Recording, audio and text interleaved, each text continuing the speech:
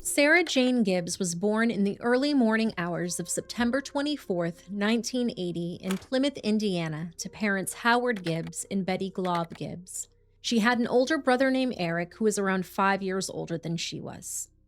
Sarah loved music, movies, and television.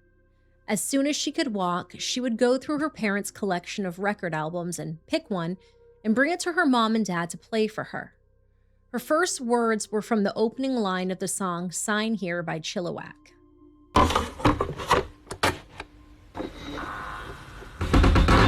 She liked to toddle over to the record things and pull out her favorite album and toddle back and, give it to one of us to put on the stereo for her. Her first words were Sign Here, Become a Millionaire, which was the first words of her favorite album at the time.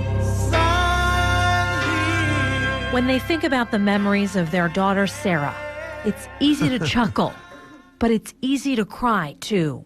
The beginning of that album, they start out really softly, Sign Here, Become a Millionaire, and she kind of sang it right before it came on.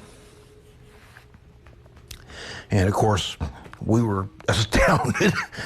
Sweet and innocent, no enemies, wouldn't know how to be unkind. She was everything that was good in the world. Sarah had an ear for music and a perfect pitch.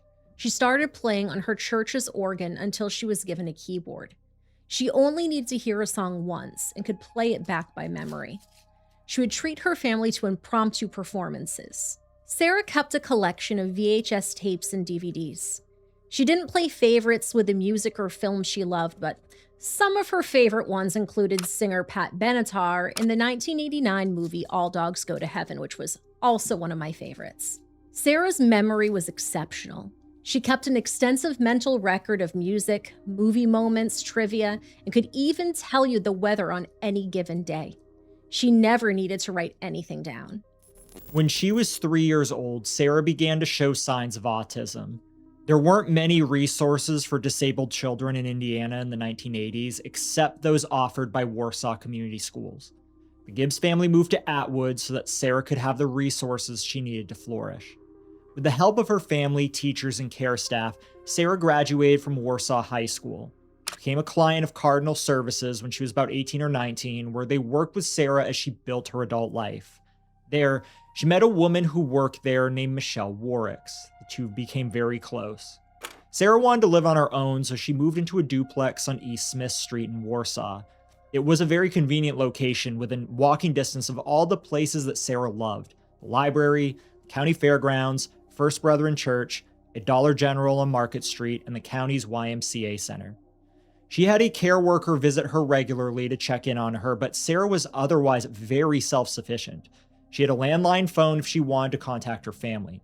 Whenever she couldn't reach someone, she was known for leaving a very similar voicemail every time, basically saying, "Hi, this is Sarah J. Gibbs," before giving her address and her message. This might seem like an odd bit of information, but this will make sense as we get further into Sarah's story. Sarah didn't have a car. Instead, she walked everywhere.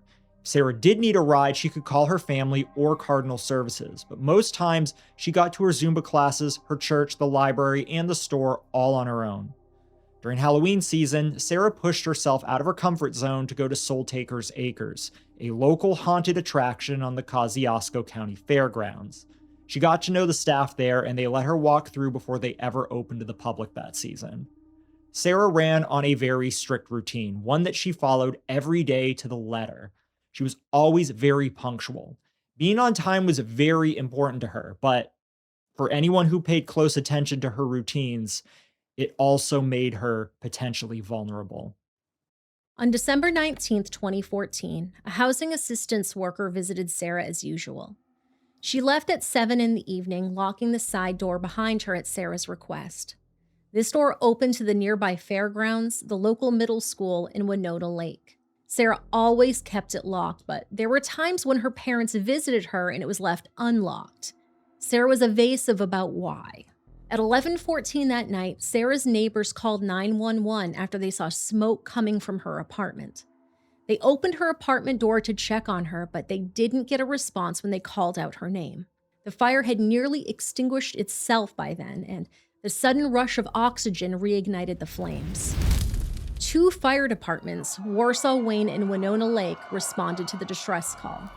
There were about 35 firefighters at the scene, plus officers from the Sheriff's Department and paramedics from multi-township EMS. The American Red Cross was also called in to help Sarah's displaced neighbors. The coroner's office was also called. After the firefighters put the fire out, they found Sarah's body in her apartment, in the living room, where she always sat to watch her favorite movies and television shows. She was only 34 years old. Sarah's body was taken to Northeast Indiana Forensic Center. She didn't have the signs that you would expect from someone who died in a fire. It wasn't the flames or the smoke inhalation that killed her. The autopsy confirmed that she was dead before the fire even started. The investigators never officially stated a cause of death for Sarah. The press described it as an intentional assault by someone other than herself, but her family shared that Sarah had been stabbed with a knife. There was no evidence Sarah was a victim of SA, but based on her research, the police never ruled it out. The side door was unlocked and there were no signs of forced entry. Investigators speculated that whoever killed Sarah and set the fire was invited inside. After she was murdered, her killer used some kind of accelerant to destroy any evidence they left behind. Her phone records revealed that she only spoke to friends and family in the days leading up to her death. The police department officially announced a homicide investigation on December 23, 2014. Sarah's friend Michelle Warricks had left Warsaw before the fire. When she saw the headlines, she couldn't believe that anyone would have wanted to hurt her. And she did not forget a person.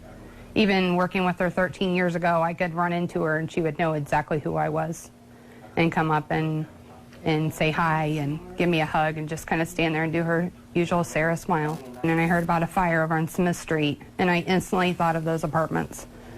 And then when they finally released her name, I pretty much, it was very, very devastating. The thing that went through my mind was how, why, who could have done something like this to her?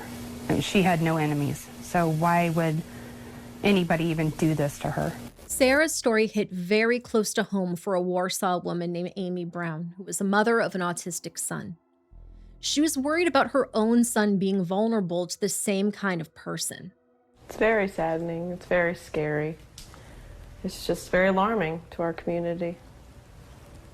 Anything of that nature is very concerning. For Brown, it's all the more concerning because her son, like Gibbs, is autistic. I worry about this all the time as a parent, my husband and I both, with him not being able to communicate things that happen. We can't, we feel like we feel a little helpless. Betty created the Facebook group Justice for Sarah Gibbs. An Indiegogo fundraiser was shared on the discussion board. Sarah's friends, family, and acquaintances wanted to honor her with a small memorial plaque at the YMCA where she went all of the time. They raised the money together in less than 24 hours. The plaque went up in early March of 2015. Sarah's memorial service was held on December 26, 2014 at the Johnson Danielson Funeral Home. 1 year later, they held a rally a few days after Sarah's 35th birthday. It was originally meant to raise awareness about her murder. But as the date grew closer, Howard and Betty learned how many people knew or knew of Sarah because of how ingrained she was in her local community. The rally was held on the Kosciusko County Fairgrounds. The women in Sarah's Zumba class performed in her memory.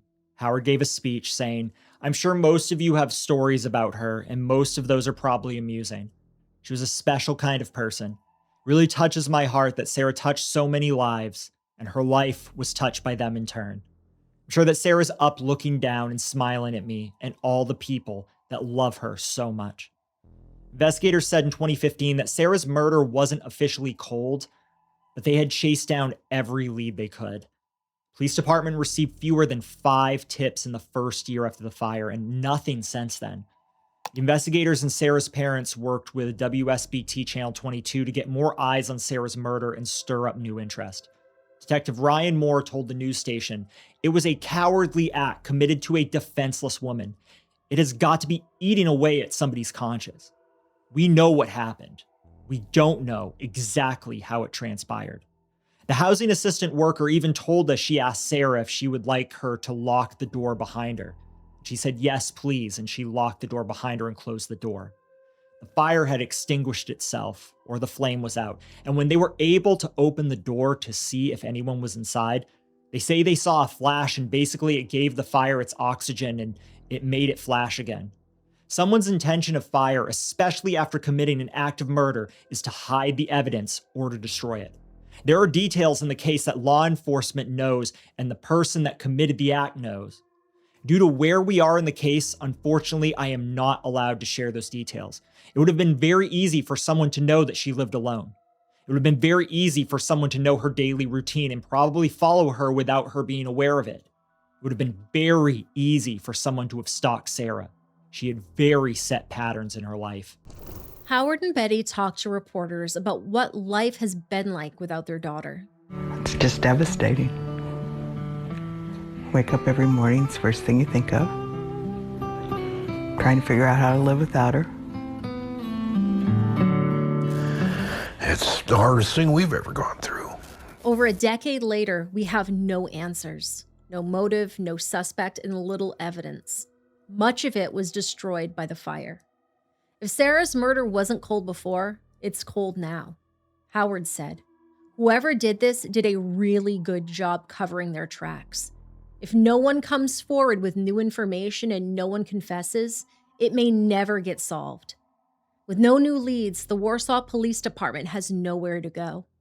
Detective Ryan Moore said, there's not a lot of violent crime in Warsaw, and it's frustrating that this case has gone unsolved for so long. There's just not enough evidence to place anyone at the scene. Sarah's story was covered by the podcast Cold Case Chronicles in an episode published in January of 2021. Both the podcast and a post in the Justice for Sarah Gibbs Facebook group bring up the name James Theodore King. James King lived in Warsaw, less than 3 miles away from Sarah's apartment. He had a wife and children and ran an outreach ministry for people struggling with addiction. According to Cold Case Chronicles, he was often seen doing street evangelism around Warsaw. Today, James King is a registered offender. Now, this isn't us making an accusation towards him, but his past crimes are very relevant as it relates to Sarah's case. On February 20th, 2016, a pair of 32-year-old twins went missing. They lived with their mother and were intellectually disabled. Their mother woke up in the very early morning and realized her daughters were not in their rooms. She called the police at 3:27 a.m. The twins had gone into James' apartment. He was their neighbor, and the two women wanted to watch movies without waking their mother. He fed them both alcohol and kept at it until the women were drunk. When they were later given breathalyzer tests, their blood alcohol concentration was 0.125 and 0.129. James had no alcohol in his system. James brought one of the twins to the back room, put her down on the floor, and attempted to remove her pants. She resisted until he stopped, but he stood in the bathroom while she used the toilet. After the first twin fell asleep, James took the second twin into the back room where he essayed her and took pictures of her with his phone. It was their mother who found them at James' apartment, visibly intoxicated. The two women told the police what happened to them, and they were taken to an SA treatment center in Fort Wayne. James was arrested and brought to the Kosciusko County Jail, where he was held on $101,000 of bail. James said the twins came to his apartment door and he let them in. He also lied, claiming he served the twins root beer and not alcohol. The DA's office offered James a plea deal, which he accepted. The SA charges would be dropped, and he would only be charged with 1 count of sexual battery instead of 2 counts. His sentencing was held in June of 2018. James' wife, Teresa, was a witness during the sentencing. She called him a very devoted man to our Holy Father. She said he was a good role model for their children and a man who only wanted to help people. But then she said, we all fall into temptation. The twins' mother agreed to the plea deal, but asked that the court give James the maximum sentence possible. She wrote in a letter to the court that her daughters were terrified that they would see James if they left their house. They used to look forward to going to local events, but the thought of James possibly being there was way too much for them to handle. Judge Jerry M. Barr gave James the maximum possible sentence on 1 count of sexual battery, which is a level 6 felony. 2 years in the state's Department of Corrections with 6 months of probation, he got credit for 74 days that he already served in jail. He had to receive counseling during his probation, and he could not speak to the twins, their mother, or anybody with a disability or a handicap. He is on the registry until April of 2029. Cold Case Chronicles spoke with Sarah's father. Howard suspected Sarah was seeing somebody but hadn't told the family. He remembered the Thanksgiving before Sarah's death when she mentioned an obscure Bible quote. When asked, Sarah said she learned it from somebody that she was friendly with. This is just supposition. All we have to go on is circumstantial evidence, although there is quite a bit of that. It doesn't necessarily point to any one person, although we do have our suspicions. Basically, Sarah wanted to have as normal a life as possible. Mm-hmm. That's what she always said. She wants to, live a normal life. Part of that included having a relationship at some time. But being quite autistic, she really didn't know how to go about it. She couldn't read people. Right. Like a normal person would know when somebody's feeding them a line of BS or something. But no, if they were smooth enough, it'd go right over Sarah's head. Right. What we think is probably she had somebody that got to know her. We suspect it may have been through on the pretense of Bible studies. She made a comment the Thanksgiving before the incident that she had made a reference to a obscure Bible quote, and she said that she learned it from somebody that she was friendly with. And basically what we suspect is that this person was seeing Sarah secretly, and she got real attached, as she would, and not understanding that this person wasn't sincere, wasn't genuine. And she was not so handicapped that she couldn't, that she wasn't responsible for the decision whether to have sex or not. Right. But that doesn't mean the person knew that, Yeah. or just if it was somebody that had any kind of social standing or anything else, might not want it to be known that they, were having an affair or whatever, or had been or whatever with a fairly seriously handicapped person, mentally handicapped. Not that, if it was on the up and up, we wouldn't have a problem with that, obviously. But we think that basically they came over that night with the intention of killing her, and that's what they did, and then covered the crime up. A friend of Sarah's who wanted to remain anonymous told Cold Case Chronicles that Sarah had once mentioned going to a Bible study group. Sarah left this friend a voicemail with a different Bible verse. It was one that felt out of character. Another time, Sarah called this friend and began to leave a voicemail. She started out with her usual, "Hi, friend's name. This is Sarah J. Gibbs." Then there was an unfamiliar voice in the background, and the voicemail ended abruptly. Her friend said it sounded like someone was telling Sarah to hang up. The friend gave this voicemail to the police, but no leads came from it. Cold Case Chronicles also alleges that the county prosecutor wanted to speak with James King about Sarah, and James lawyered up. There wasn't enough evidence to place James near Sarah's apartment that December night. Cold Case Chronicles has a theory. Sarah, devoted to her church, may have been vulnerable to people who use religion as a way to get close to her. According to this theory, James got to know Sarah through what he called Bible study. They have a theory, of course, that he might be involved, but there's no indication that he was officially ever named a person of interest by the police. In 2025, Howard and Betty spoke with Ink Free News, a North Indiana-based digital newspaper. As of the date of this recording, it is the most recent coverage of Sarah's case. In the article, they talked about their daughter and shared their thoughts on how Sarah might have been manipulated into letting someone in. Howard told reporters, "For obvious reasons, the police have to sit on some information. They have to keep some things quiet that only the perpetrator would know, so that's understandable. From what little information we gathered, it appears that Sarah knew the person that killed her.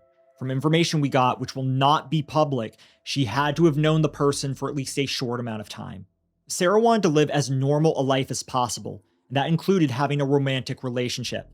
Unfortunately, she was not remotely discerning enough to know when she was being led on.